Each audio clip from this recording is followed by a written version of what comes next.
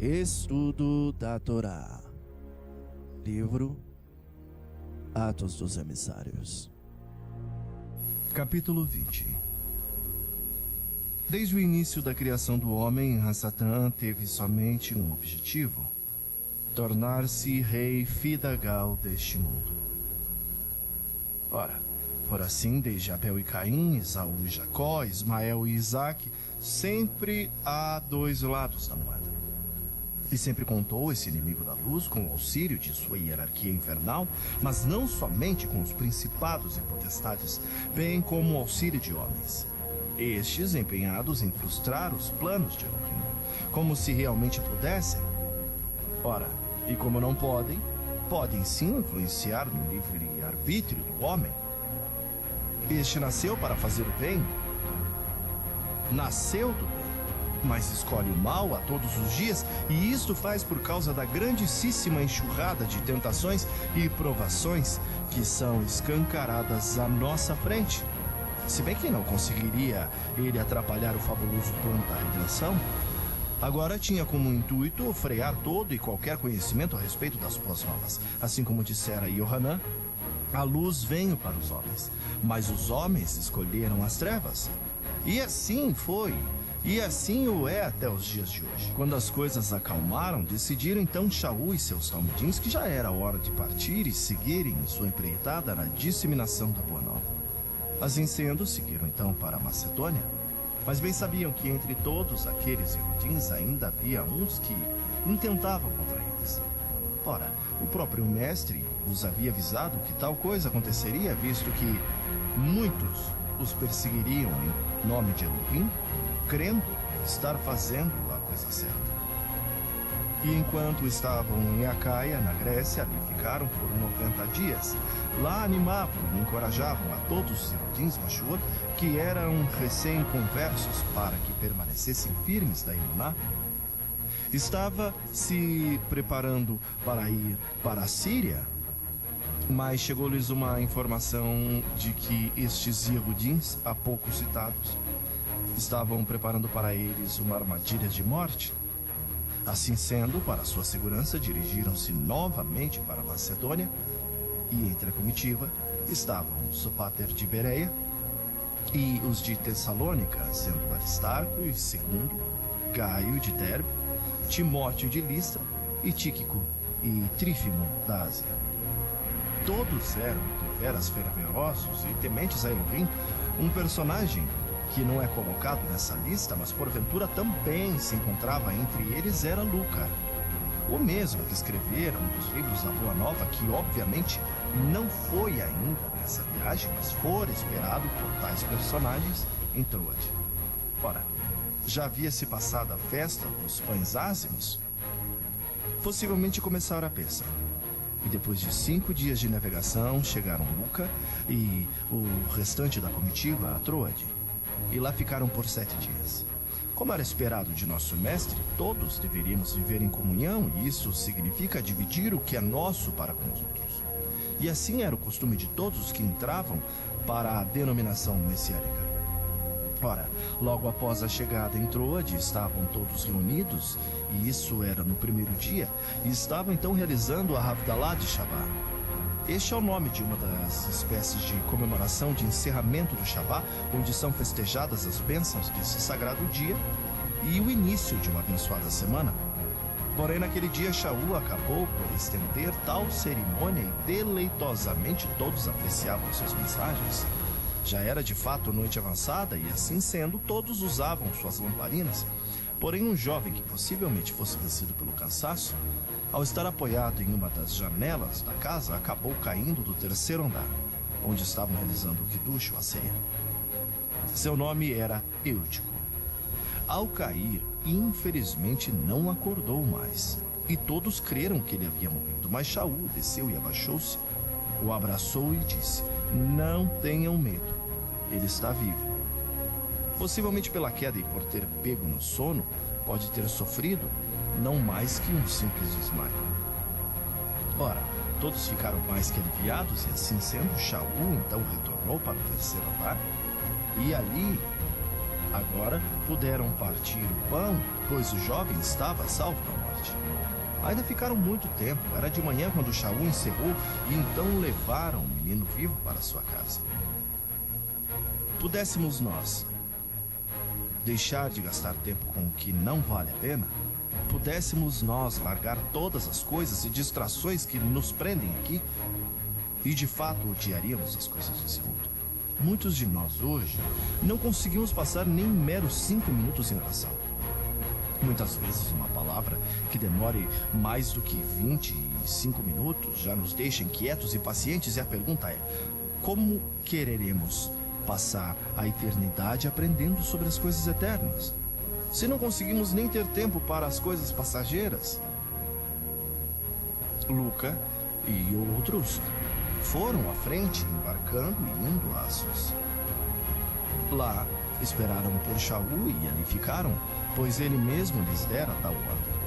Pois enquanto eles mesmos foram por mar, Shaul fora por terra. A saber, para continuar o seu trabalho, animando e encorajando os novos na Emuná, mas logo encontraram-se e de Assos foram para Mitileno, Quios, Samos, Trogile e por fim chegando a Mileto. Tal viagem durara praticamente uma semana, e em cada cidade que se aportava em cada uma delas, a boa nova era de fato pregada para que todos fossem testemunhas do amor de Elohim, mesmo para com os ruins.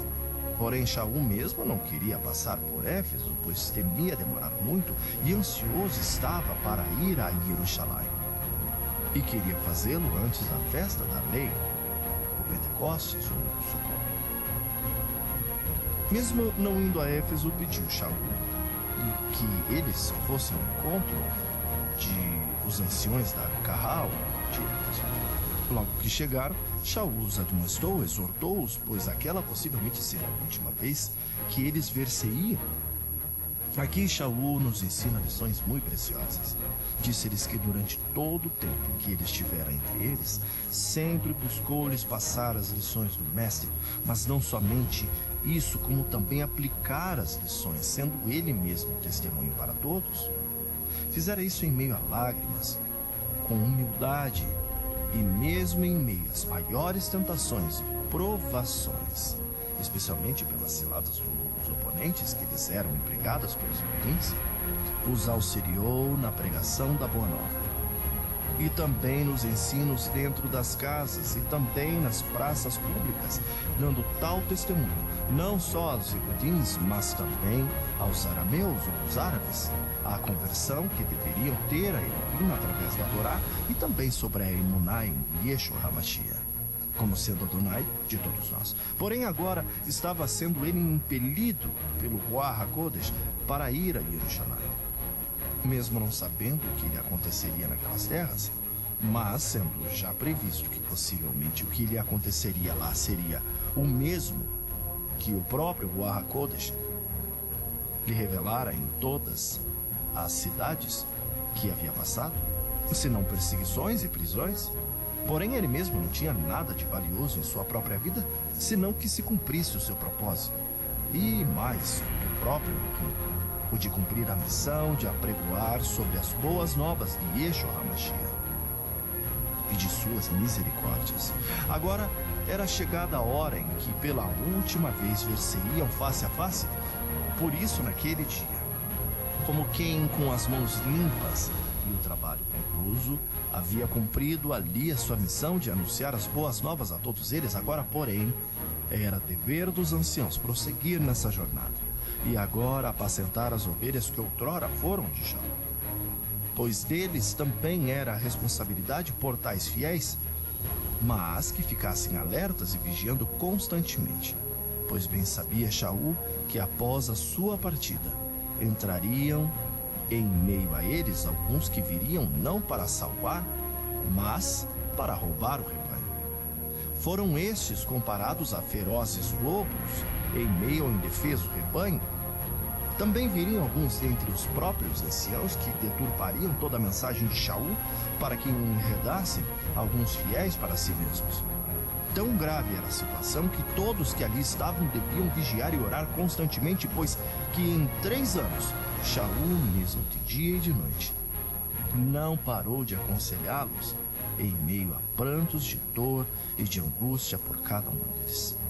Porém, agora nada mais podia fazer senão deixá-los nas melhores mãos que poderiam estar, nas mãos de Elohim, e também a sua misericórdia e benevolência, pois ele sim é o único que pode nos fazer crescer e dar-nos a herança entre todos aqueles que agora eram separados.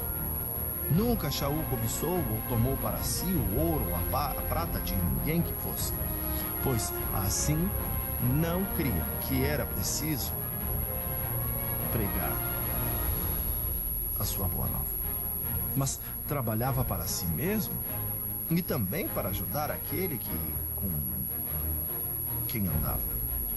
E dessa maneira mostrou também aos anciãos e também aos líderes de qualquer denominação que esta é a verdadeira forma de se trabalhar, pois o próprio Yeshua nos disse que feliz mesmo é aquele que doa e não aquele que recebe.